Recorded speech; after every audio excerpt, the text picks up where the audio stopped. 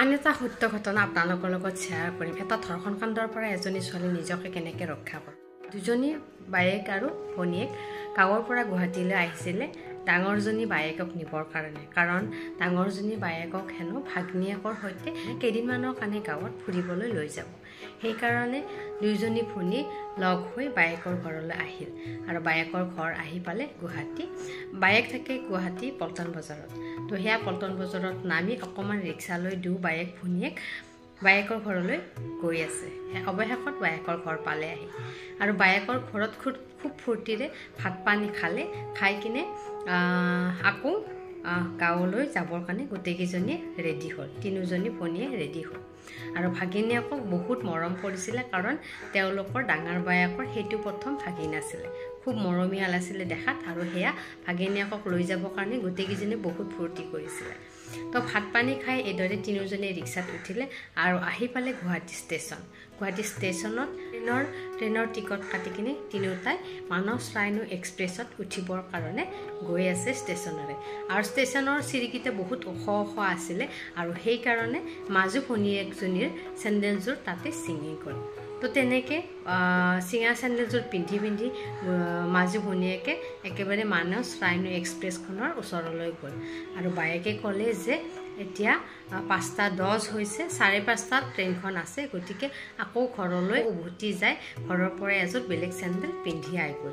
এইদৰে ডাঙৰ বায়েকে ক'লে মাজু ভনীয়েকক। কাৰণ মাজু ভনীয়েকৰ চেণ্ডেলযোৰ যিহেতু ছিঙি গৈছে, ৰঙিয়াত নামিব তেওঁলোকে আৰু ৰঙিয়াৰ পৰা তেওঁলোকৰ ঘৰ অকণমান দূৰ আছিলে। সেইকাৰণে বায়েকৰ ঘৰৰ চাবিজোপা দিলে আৰু মাজু ভনীয়েকক আকৌ ঘৰলৈ গৈ চেণ্ডেল এযোৰ পিন্ধি আহিবলৈ দিলে আৰু লগতে বায়েকে পইচাও দিলে যাতে তাই ৰিক্সাত যায়।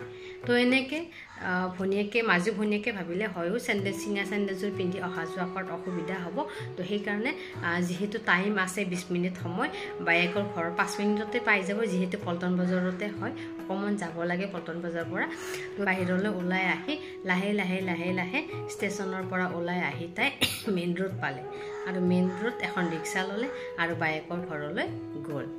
বায়েকৰ ঘৰত গৈ কিনে চাবিজোপা তালাটো খুলি আৰু এযোৰ বেলেগ চেণ্ডেল পিন্ধি চিঙাযোৰ তাতে থৈ আকৌ ৰিটাৰ্ণ হ'ব ধৰিলে। ৰিটাৰ্ণ হ'বৰ টাইমত তাই ভাবিলে যে ৰিক্সা এখনতে যাওঁ, যিহেতু আৰু 10 মিনিট সময় আছে। আচলতে ষ্টেচনৰ পৰা আহোঁতেই তাইৰ বহুতখিনি সময় পাৰ হ'ল।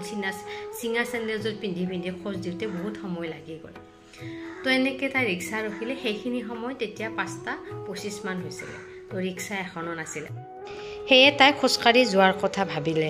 খোজকাঢ়ি গৈ ষ্টেচন পালেহি আৰু ষ্টেচন পোৱালৈকে 5:30 হ'ল আৰু অৱশেষত এনেকৈ তাই চিৰিৰে পাৰ হৈ গ'ল। দৌৰাদৌৰিকৈ পাৰ হৈ গৈ মানস ৰাইনো এক্সপ্ৰেছখনৰ কিছু দূৰত তাই ডিষ্টেঞ্চত আছিলে আৰু লগে লগে মানস ৰাইনো এক্সপ্ৰেছখনে হৰ্ণটো বজাবলৈ ল'লে আৰু তাই দৌৰাদৌৰিকৈ তাই বেগাই আহিবলৈ ধৰিলে, কিন্তু ট্ৰেইনখন ষ্টাৰ্ট দি দিলে।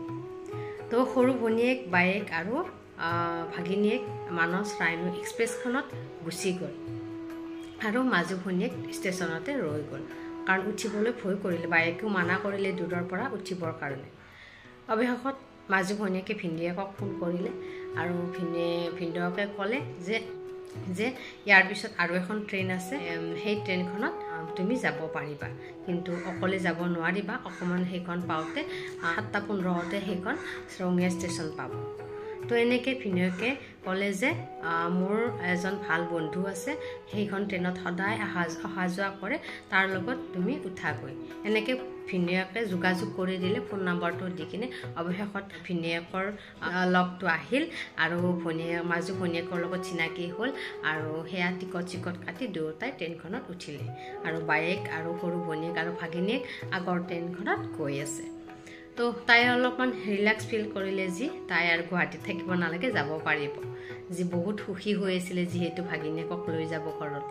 তো এনেকৈ ভিনদেউকৰ লগটো আৰু তাই ট্ৰেইনখনত বহি ল'লে আৰু অলপ পিছতে ট্ৰেইনখন ষ্টাৰ্ট দিলে। তাই যেতিয়া ট্ৰেইনখনত উঠিলে, উঠাৰ পিছতে এজন 40 বছৰীয়ামান হ'ব মানুহে খুব বেয়াকৈ চাই আছিলে আৰু ইংগিত দি আছিলে। তাই সিমান পাত্তা দিয়া নাছিলে, কাৰণ তাইৰ লগত যিহেতু ভিনদেউকৰ লগটো আছে আৰু ল'ৰাটোক কথা বতৰা পাতি বহুত ভাল লাগিছিল যে সহজ সৰল এটা ল'ৰা। এনেকৈ গৈ গৈ চাংচাৰি পালেহি আৰু ভিনিয়েকৰ লগটো ক'লে যে ভণ্টি মই কেন্দুকোনা ষ্টেচনত নামি ৰ'ম, তুমি বাকীখিনি যাবা আৰু অকণমান সাৱধানে যাবা। কাৰণ ভিনিয়েকৰ লগটোৱে দেখা নাছিল এই মানুহজনক যে তাইক ইংগিত দি আছে। আৰু তাইও ছোৱালীজনীও যিহেতু ভিনিয়েকৰ লগটোক প্ৰথম লগ পাইছে ক'বলৈ অকণমান সংকোচ বোধ কৰিছে যে মানুহ এজনে তাইৰ বোলে এনেকৈ চাই আছে। এখন আহি কেন্দুকোনা ষ্টেচন পালে আহি আৰু ভিনিয়েকৰ লগটোৱে ট্ৰেইনখনৰ পৰা নামি ল'লে আৰু ছোৱালীজনীক মাজু ভনীয়েকক বিদায় দিলে। আৰু ইফালে সেই ডাব্বাটোত মহিলা নাছিলে, অকল জেণ্টছ কেইজনমান বহি আছিলে পাতল। তাই বহা সেই ডাব্বাটোৰ সেই ছিটখনত মাত্ৰ 3টা মানুহ আছিলে। এটা আৰু কেন্দুকোনাত নামি ৰ'ল আৰু সেই মানুহজন আৰু তাই অকল সেই ছিটটোত আছিলে। আৰু হয়তো ডাব্বাটোৰ পিছফালে বেলেগ মানুহ আছিলে, কিন্তু লেডিজ কম আছিলে। আকৌ ৰঙিয়া পাবলৈ কেন্দুকোনাৰ পৰা বেছি সময় নাছিলে, কাৰণ 8 মিনিট সময় লাগিব। তাৰপিছত যিজন মানুহে আৰম্ভণিৰ পৰা চাই আছিলে মানুহজনে আহি তাৰ ফ্ৰণ্টত বহিলে আৰু বেয়া ইংগিত দি আছিলে। তাৰপিছত যেতিয়া ট্ৰেইনখন ষ্টাৰ্ট দিলে তাইক আৰু বেছি বেয়াকৈ ইংগিত দিবলৈ ল'লে। তাৰে পিছতে ছোৱালীজনীয়ে টাইমটো চাই আছে আৰু ঘড়ীটো চাই আছে 8 মিনিট সময় কেতিয়া পাৰ হ'ব, কাৰণ কেন্দুকোনাৰ পৰা ৰঙিয়া ষ্টেচন পোৱালৈকে মাত্ৰ 8 মিনিট সময় লাগে। তো বেছি দূৰ ডিষ্টেঞ্চ নাছিলে। তো সেই 8 মিনিট সময় তাই বহুত ভয় লাগিছিলে, কাৰণ অকলে যিহেতু তাই ছোৱালী এজনী বহি আছিলে সেই মানুহজনৰ সন্মুখত আৰু বেয়াকৈ চাই আছিল।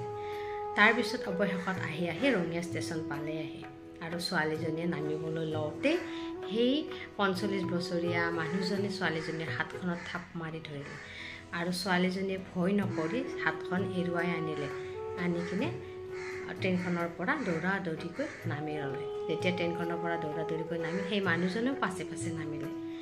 তাৰপিছত নামি কিনে তাই ভয় খাইছে, যাই নামাৰ পিছতো সেই মানুহজনো নামিছে, আকৌ পিছে আহি আছে। তাক কাক ক'ব কি ক'ব ঢুকি পোৱা নাছিলে। তো তাৰপিছত বায়েকলৈ ফোন লগালে। বায়েকে ক'লে যে আমি ষ্টেচনৰ একেবাৰে ছাইডত ৰখি আছোঁ, তই আহ। তো এনেকৈ বায়েকহঁতে ৰখি আছে, ট্ৰেইনখনৰ সিটো পাৰে ৰখি আছে। বায়েক ভনীয়েক আৰু দেউতাকো আহি পালে আৰু ককায়েকজনো আহি পালে। এনেকৈ গোটেইকেইটা তাইক ৰখি আছিলে। তো তাই আগে গৈ আছে, এই মানুহজনে পিছে গৈ আছে। তো তাইৰ একেবাৰে ভয় লাগিল আৰু তাই দৌৰিবলৈ আৰম্ভ কৰিলে। যেতিয়া দৌৰিবলৈ আৰম্ভ কৰিলে সেই মানুহজনেও পাছে দৌৰিবলৈ আৰম্ভ কৰিলে। তাৰপিছত তাই বায়েকহঁতক দেখা পাই হাতেৰে তাই মাতিবলৈ ল'লে আৰু লৈ কিনে বহুত জোৰেৰে দৌৰ মাৰিলে। এটা সাহসো আহিল আৰু সেই মানুহজনী মানুহৰ মাজত লুকাই গ'ল, নোহোৱা হৈ গ'ল।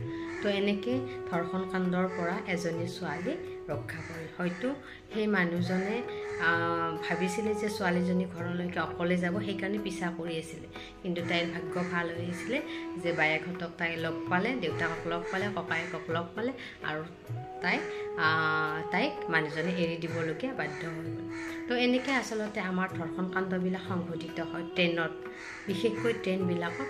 তো সেয়া ছোৱালীজনীৰ এতিয়া ভুলটো ক'ত হ'ল? ছোৱালীজনীৰ ভুলটো এইটোৱে হ'ল, যেতিয়া ভিনিয়েকৰ লগটোৱে ট্ৰেইনখনৰ পৰা নামিবলৈ লৈছিল তেতিয়া গোটেইখিনি কথা অৱগত কৰি বেলেগ এটা ডাব্বাত উঠি ল'ব লাগিছিলে। তেতিয়া হয়তো এইখিনি কষ্ট আৰু এইখিনি ভয় তাই নাখালেহেঁতেন। তো সেইটো ভুল হ'ল। তো সেইকাৰণে আমি মহিলাসকলে সজাগ হোৱাটো একেবাৰে প্ৰয়োজন, নহ'লে আমাৰ বিপদ খোজে আছে। তো ছোৱালীজনীৰ সিদিনা প্ৰাণ ৰক্ষা পৰিল আৰু ধৰ্ষণৰ পৰা তাই নিজকে বচাই ল'লে। তো এনেকুৱা কাহিনী বহুতো আছে আমাৰ সমাজত। এইটো এটা সত্য কাহিনী। এই কাহিনীটো হ'ল 2019 চনৰ 25 ডিচেম্বৰৰ দিনাখনে। তো এনেকৈ বহুতো ঘটনা ট্ৰেইনত চলি আছে আৰু সেয়া ছোৱালীসকল সাৱধান হোৱাটো খুবেই প্ৰয়োজন। দেখি আছে দেশৰ পৰিস্থিতি কিমান বেয়া হৈছে আৰু বিশেষকৈ মানুহৰ মানসিকতা একেবাৰে বেয়া হৈ গৈছে। তো সেয়া সাৱধান হোৱাটো খুবেই প্ৰয়োজন। আৰু আজিৰ এই সত্য কাহিনীটো শুনি আপোনালোকে কেনে পালে জনাব। তো আজিলৈ আহিছোঁ।